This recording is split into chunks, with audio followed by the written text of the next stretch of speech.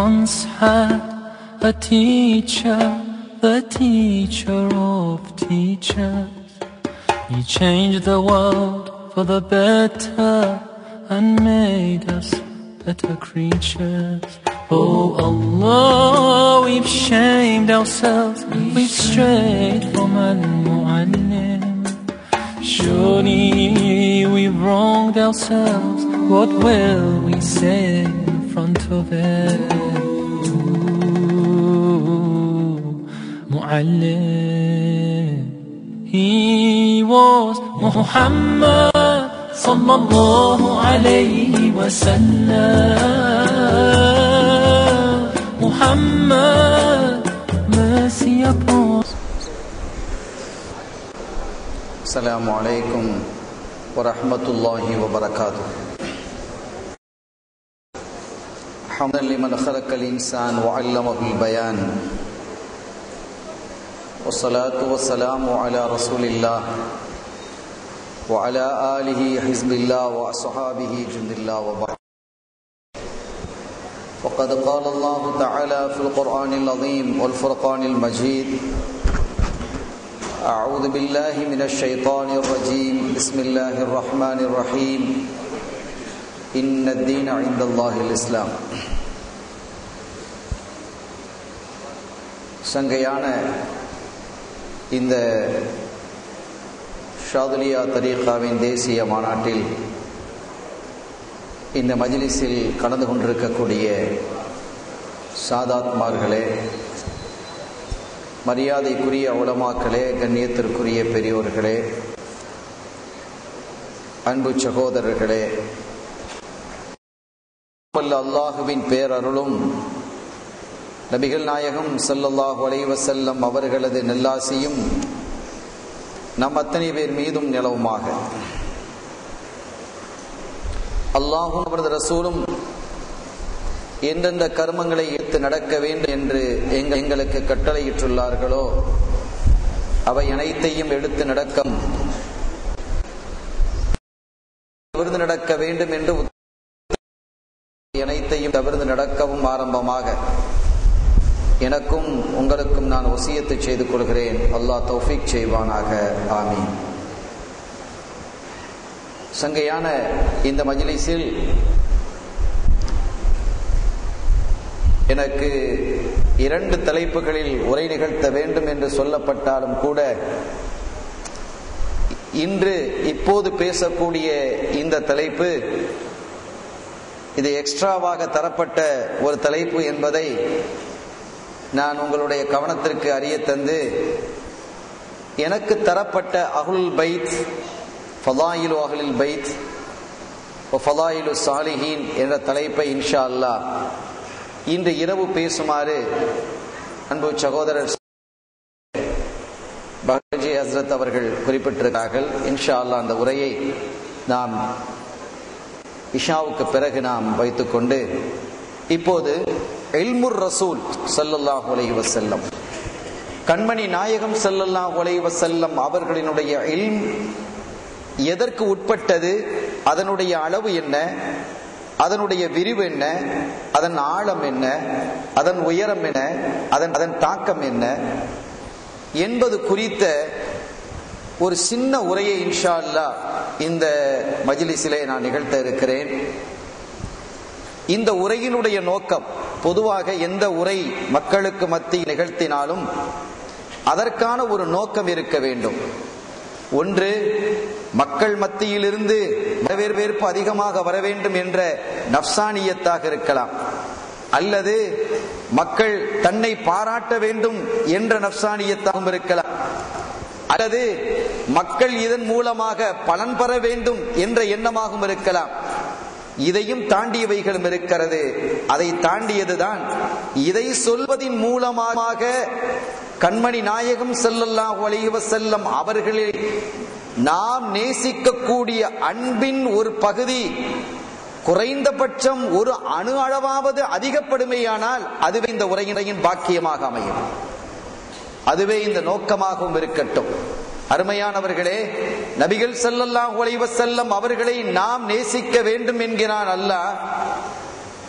நேசிப்பு என்பது எப்படி ஏற்படும்? மஹப்பத் என்பது எப்படி ஏற்படும்?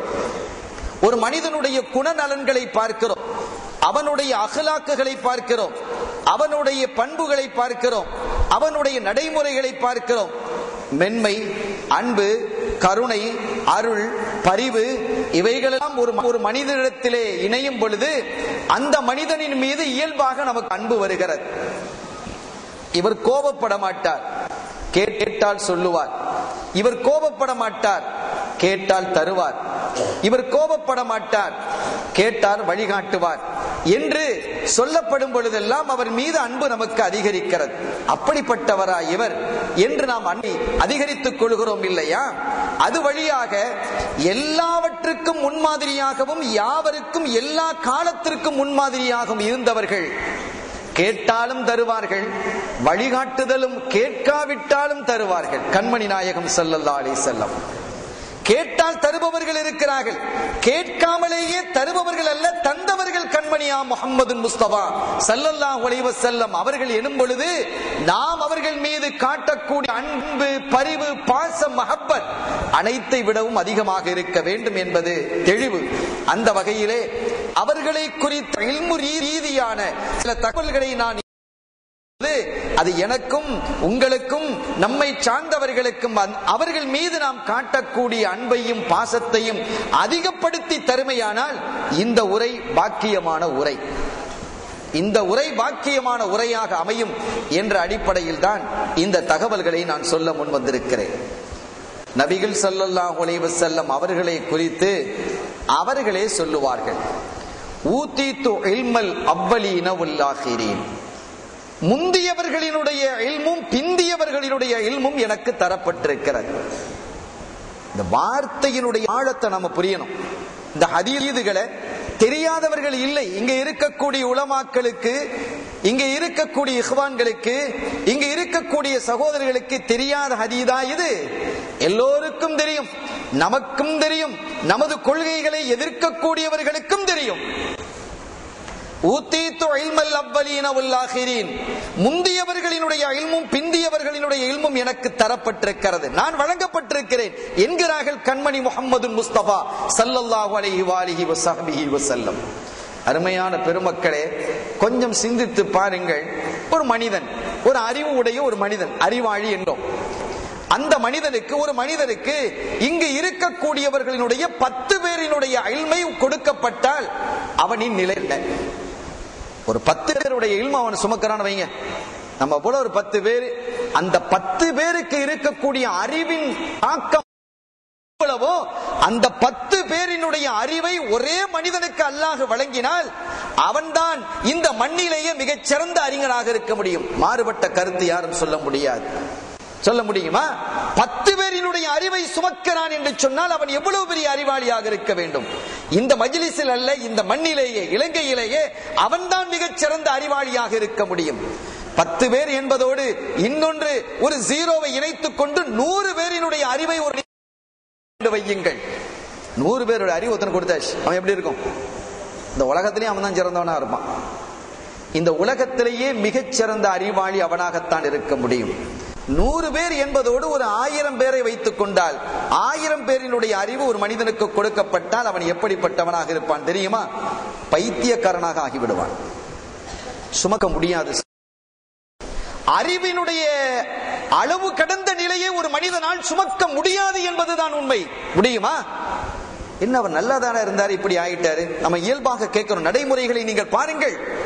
நல்லா இருந்தார், இப்படி நிறைய படிச்சாரு, படிச்சு படிச்சு படிச்சு மூளை குழம்பி போயிடுச்சு சொல்கிறோமா இல்லையா? 1000 பேர்ல நான் 100 பேர் என்று சொன்னதே அதிகம், இன்னும் சொல்ல போனால் 10 பேர் என்று சொன்னதே அதிகம். ஆனாலும் ஒரு விளக்கத்திற்காக இந்த குறிப்பிட்டேனே அன்றி அளவுகோலுக்காக அல்ல. பல பேரினுடைய அறிவை ஒரு மனிதனால் சுமக்க முடியாது. இவரா, இவர் நஹ்வு இலக்கணத்திலே தேர்ந்தவர் என்று ஒருவரை சொல்லுகிறோம். இவரா, இவர் ஃபிக்ஹிலே சட்டக்கலையிலே தேர்ந்தவர் என்று சொல்லுகிறோம். இவரா, ஃபலக்கிலே ஆகாய விஷயத்திலே இவர் சிறந்தவர் என்று சொல்லுகிறோம். இவரா, ஜியோகிராபியா ஜியோகிராபியிலே சிறந்தவர் என்று குறிப்பிடுகிறோம். எல்லாவற்றிலும் முழுமை பெற்றவர் என்று யாரையாவது சொல்ல முடியுமா? அப்படி யாராவது இருக்கிறார்? இருக்க முடியாது, இருக்க முடியாது. எல்லோரோலாம் ஏற்றுக்கொண்டப்பட்ட ஒரு நிலை. ஆனால் கண்மணி முஹம்மது முஸ்தபா ஸல்லல்லாஹு அலைஹி வஸல்லம் அவர்கள் குறிப்பிடும் பொழுது ஊதீது இல்மல் அவ்வலீன வல் ஆகிரீன், எனக்கு முந்தியவர்கள் பிறப்பால் இடை கடந்து சென்ற கோடான கோடி அத்துணை அறிஞர்களாக இருந்தாலும் சரி, சாமானிய மக்களாக இருந்தாலும் சரி, அத்துணை பேருடைய அறிவும் எனக்கு தரப்பட்டிருக்கிறது. எனக்கு பின்னால் வரப்படக்கூடியவர்களுடைய அறிவும் எனக்கு தரப்பட்டிருக்கிறது. அல்லது இப்படி ஒரு கருத்து, அல்லது அவர்களை பற்றியும் நான் அறிந்திருக்கிறேன், இவர்களை பற்றியும் நான் அறிந்திருக்கிறேன். அளவு கடந்த நிர்ணயம் செய்ய முடியாத, அளவிட முடியாத வலிமையான அறிவுக்கும் ஆற்றலுக்கும் ஞானத்திற்கும் சொந்தக்காரர்கள் தான் நமது உயிரிலும் மேலான நமது தலைவர் கண்மணியா முஹம்மது முஸ்தபா ஸல்லல்லாஹு அலைஹி வஸல்லம் அவர்கள். சங்கைக்குரிய பெருமக்களே, எந்த அளவிற்கு வரலாற்றிலே ஹதீதுகளிலே அவர்களுடைய அறிவின் ஆழத்தை நாம் பார்க்க முடிகிறது. நிறைய தகவல்கள் குவிந்து கிடக்கிறது. ஆச்சரியமாக இருக்கிறது. பூமிக்கு அடியே நடக்கக்கூடியவைகளையும் அவர்கள் பார்க்கிறார்கள், வானுக்கு மேலே நடக்கக்கூடியவைகளையும் அவர்கள் காணுகிறார்கள். அறியக்கூடிய ஆற்றலை அல்லாஹ் அவர்களுக்கு கொடுத்தார். எவ்வளவு பெரிய அறிவுகள் அவர்களுக்கு கொடுக்கப்பட்டிருக்கிறது. பத்ர் களம், பத்ர் யுத்தம் நடந்து முடிந்தது. 70 குறைஷிகள் அதிலே கொல்லப்பட்டு போனார்கள். 70 குறைஷிகள் கொல்லப்பட்டு போனதற்கு பிறகு அவர்களை எல்லாம் ஒரு குழியை தோண்டி ஒரு கிணற்றிலே போடப்படுகிறது. போடப்பட்டதற்கு பிறகு அவர்களுக்கு அருகிலே நின்று கொண்டு, அந்த ஜனாசாவுக்கு அருகிலே நின்று கொண்டு, அந்த குறைஷிகளுக்கு மத்தியிலே செத்து போய்விட்ட, மரணித்து போய்விட்ட அவர்களுக்கு முன்பாக நின்று கொண்டு சஹாபாக்கள் சூழ நபிகள் ஸல்லல்லாஹு அலைஹி வஸல்லம் அவர்கள் கேட்கிறார்கள், உங்களது ரப்பு உங்களுக்கு வாக்களித்ததை நீங்கள் பெற்றுக் கொண்டீர்களா? ஹல் வஜத்தும் மா வஅத ரப்புக்கும் ஹக்கா, அல்லாஹ் உங்களுக்கு வாக்களித்ததை நீங்கள் பெற்றுக் கொண்டீர்களா?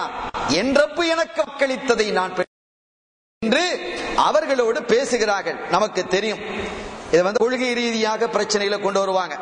அவங்களுக்கு மையத்து விளங்குமா விளங்காத, அதெல்லாம் பின்னால் உள்ள பிரச்சனை. அந்த செய்திக்காக நான் இங்கே செல்லவில்லை. இன்ஷா அல்லாஹ் அதை நாளை பார்க்கலாம். அருமையானவர்களே, இங்கே சொல்லப்பட்ட தகவல் என்ன?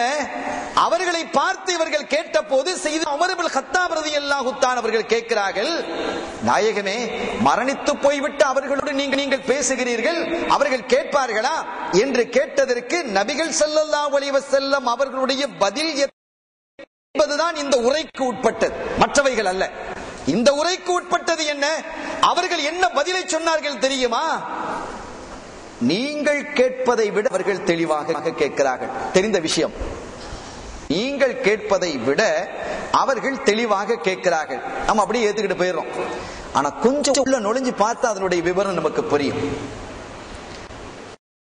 கேட்கிறாங்க என்ற ஒரு முடிவுக்கு வருகிறோம். அது வல்ல, இங்கே அது வல்ல. அவர்கள் கேட்கிறார்கள் என்பது அல்ல. அவர்கள் நீங்கள் கேட்பதை விட அவர்கள் கேட்கிறார்கள் என்றால் இதில் ஏதோ ஒன்று இருக்கிறது. அவர்கள் கேட்கிறார்கள் என்று சொன்னால் போதுமே, யோசிக்கணும். நம்ம யோசிக்கிறோம், நாயகமே, மரணித்தவர்களோடு நீங்கள் பேசுகிறீர்களே, மரணித்தவர்கள் கேட்பார்கள், நான் பேசுவதை அவர்கள் கேட்கிறார்கள் என்று சொன்னால் அதுதானே பதில். பதில் அதுதானே. ஜவாப் எப்படி இருக்க வேண்டும்? அவர்கள் கேட்பார்களா? கேட்பார்கள். அவர்கள் கேட்பார்களா? கேட்க மாட்டார்கள் என்றுதான் அமைய வேண்டும். கேட்கிறார்கள் என்று சொன்னதோடு இன்னொன்றையும் இணைத்து சொல்கிறார்கள், நீங்கள் கேட்பதை விட அவர்கள் தெளிவாக கேட்கிறார்கள். எப்படி அவர்கள் உணர்கிறார்கள்? இப்ப நாம் இங்க இருக்கிறோம், பள்ளி நிறைஞ்சு மக்கள் உட்கார்ந்து இருக்கிறோமே, நம் எல்லோரினுடைய கேள்வி புலன், செவி புலன் எல்லோருக்கும் ஒன்று போல இருக்கிறது இல்லை. நம் எல்லோருடைய பார்வையும் ஒன்றல்ல, கேள்வி புலனும் ஒன்றல்ல. இரண்டுக்கு மத்தியில் வித்தியாசம் இருக்கிறது. ஒவ்வொருவருக்கும் இடையிலே வித்தியாசம் இருக்கிறது. நான் கேட்கிற அளவுதான் நீங்க கேட்கறீங்களா? நீங்க இஎன்டி ஸ்பெஷலிஸ்ட் டாக்டர்கிட்ட போய் கேட்டா அவர் அதுக்குன்னு ஒரு கருவி வச்சிருக்கிறார். இவர் எந்த அளவுக்கு நீங்க கேட்கறீங்க, உங்களுடைய அளவு என்ன, இவர் எப்படி கேட்கிறாரு, இவருடைய அளவு என்ன, இவருடைய அளவு என்ன என்று அந்த மானிட்டரை வச்சு தெரிந்து கொள்ள முடியும். உங்களுக்கு கொஞ்சம் காதுல மருந்து ஊத்தணும், கொஞ்சம் சப்தம் குறைவாக இருக்கிறது. சில பேர் நம்ம உட்கார்ந்து பேசிட்டு இருப்போம், வெள்ளங்கள் அப்படியா, இப்படி நல்லா இருக்கீங்களா அப்படின்னு கேட்டா இன்னொருத்தர் சொல்ற, என்ன இப்படி சத்தம் போறீங்க, கொஞ்சம் அமைதியா